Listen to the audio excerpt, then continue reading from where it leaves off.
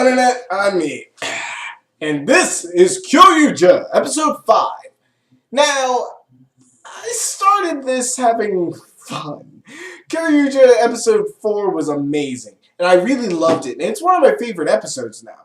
Actually, it is my favorite episode of the season, because episode 5 does not help. And it's not the fault of the Kyuryoger, the storyline, or the characters. More of this guy. 5人のブレイブが完全に溶け合うまで。相変わらず理想高いですね。充電戦隊素晴らしいじゃありません。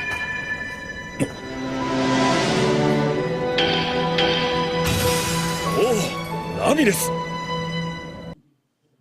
My God, this guy. 天竜はマイパートナーアンキドンです。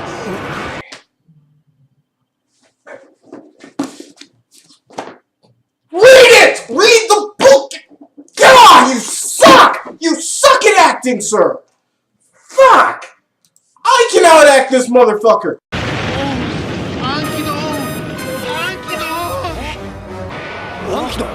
皆さんに仲間入りするためこの黄金の地に来たのですが突然コントロールできなくなったのです。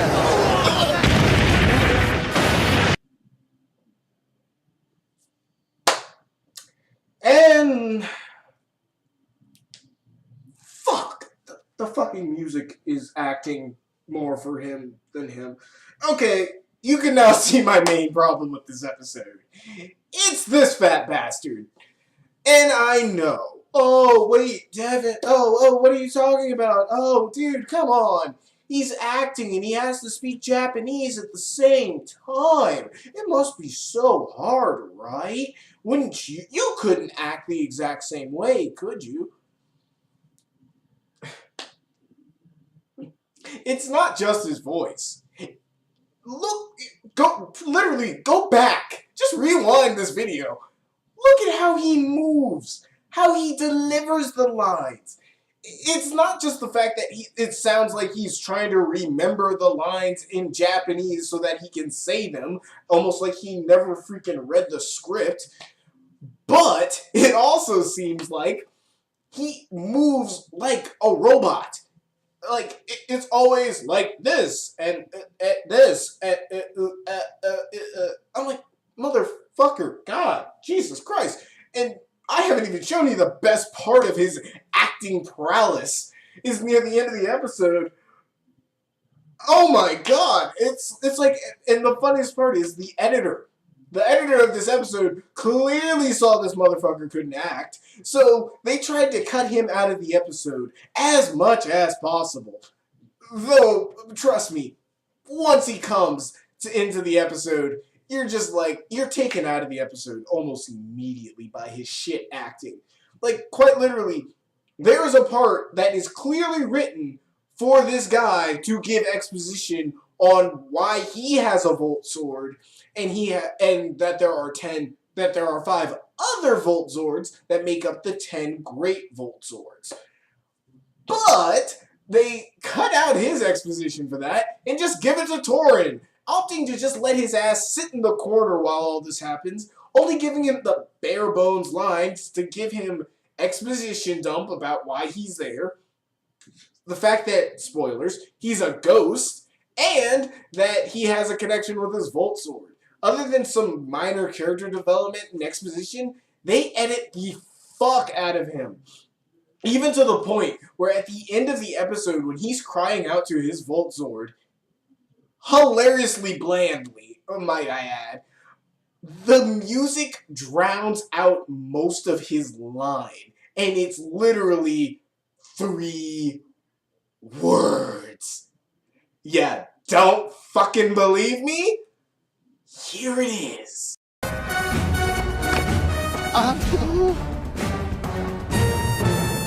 back! Ankido!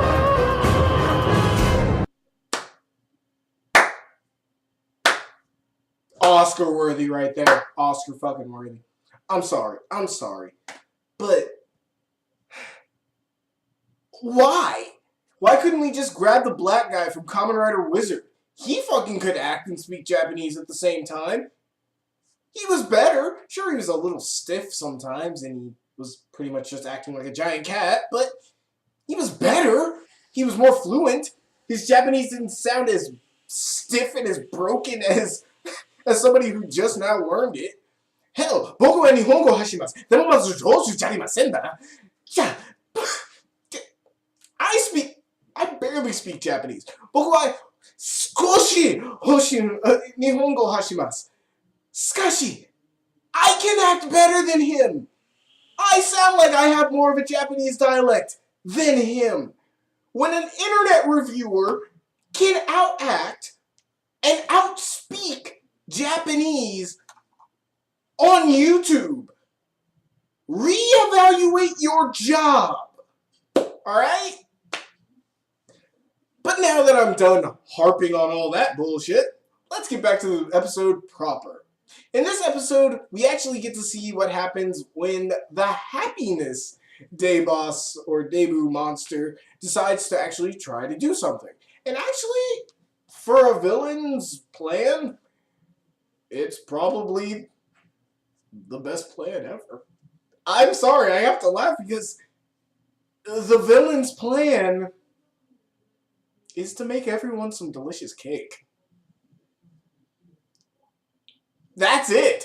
The monster is a passive. Well, before what happens to him, the monster is completely passive.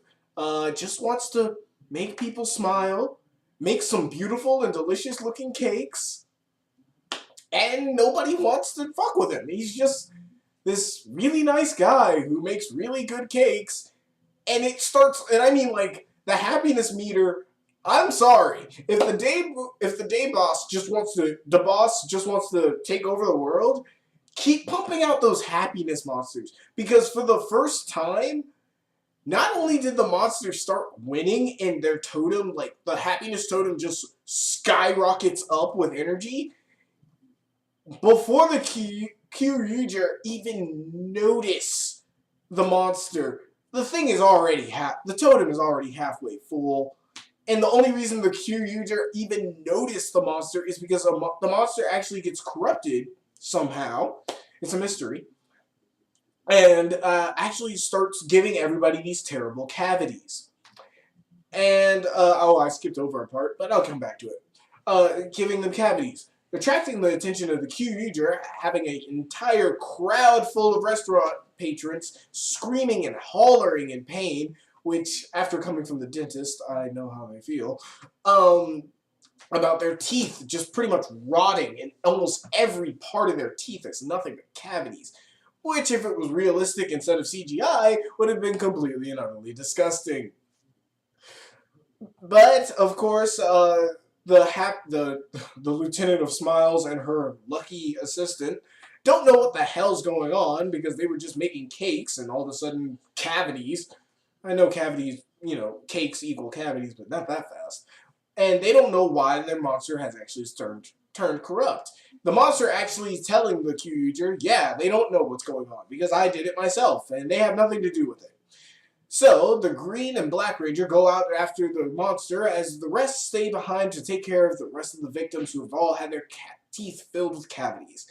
The Black Ranger joking around and using the Green Ranger as a shield, pretty much, because he can deflect the lasers that come out of the monster's mouth that turns everything into decay.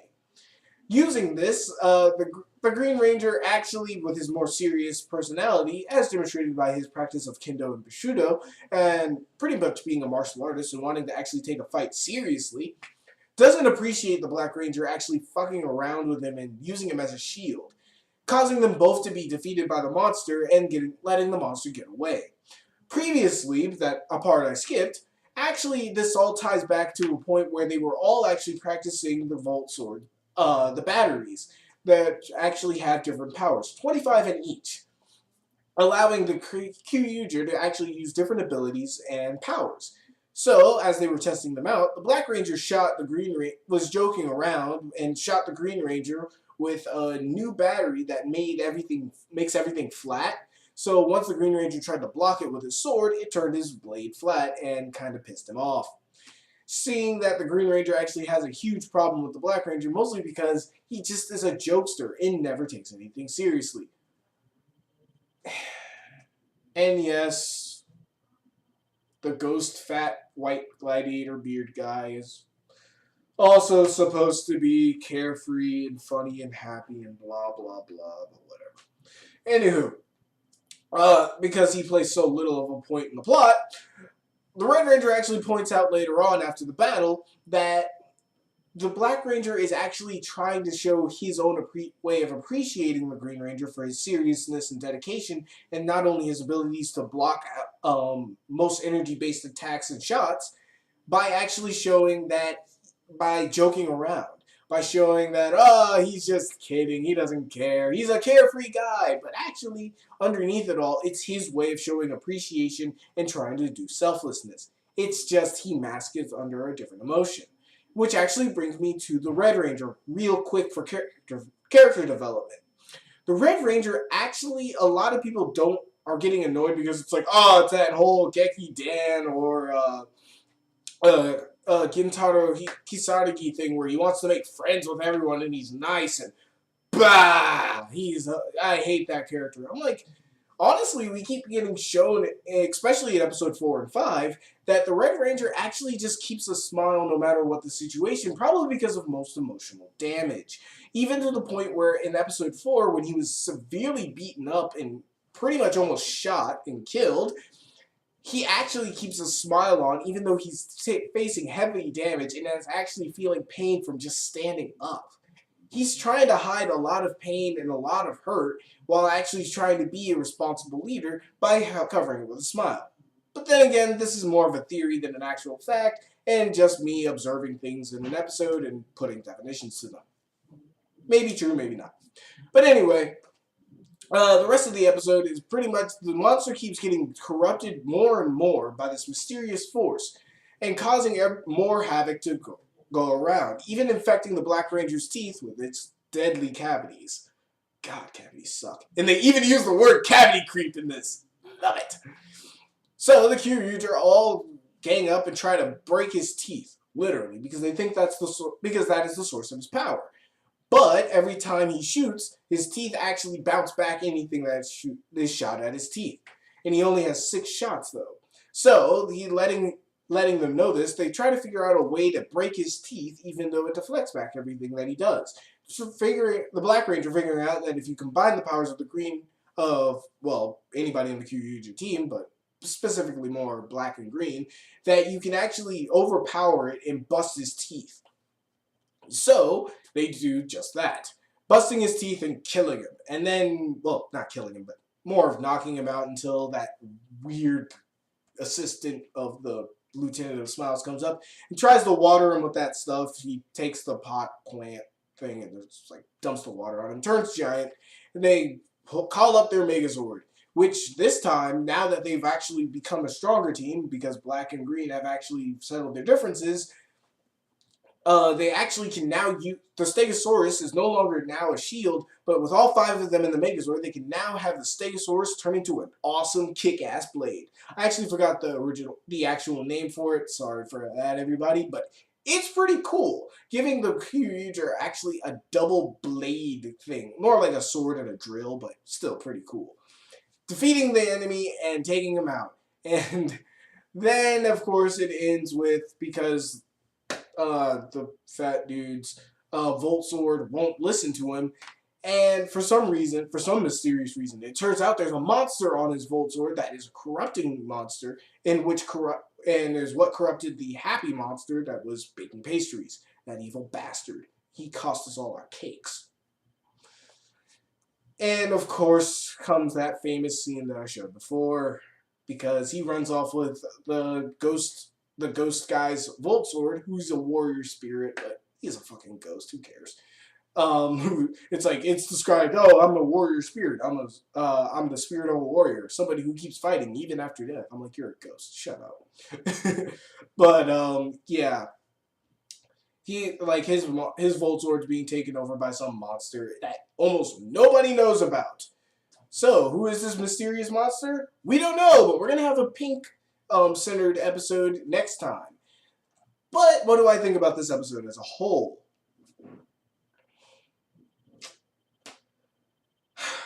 I gotta give this an 8 out of 10. Honestly, I have to say, even though the acting of this guy is just horrendous, I can't help but like everything else about this episode. The premise was good.